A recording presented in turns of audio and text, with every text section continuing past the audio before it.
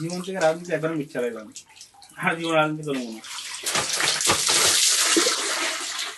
কারণ রাজনীতি করার কোনো যোগ্যতাই আমার নাই।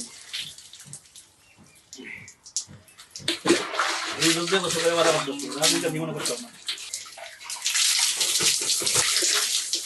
রাজনীতি জীবনে অবান্তরে কিছু জানাই।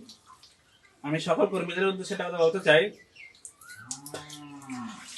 জীবনে যদি টাকা না থাকে, মামু খালু না থাকে, আর শ্বশুর বাড়ি পাওয়ার না থাকে, তাহলে রাজনীতি যান না।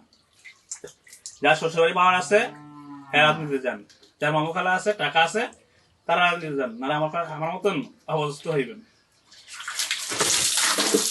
যার শ্বশুর বাড়ি পাওয়ার আছে, শ্বশুর বাড়ির ক্ষমতা আছে, হ্যাঁ সমুদ্রের সভাপতি সেক্রেটারি আছে, হেরা দেবেন রাজনীতি করতে, এছাড়া কেউ রাজনীতি দেন না।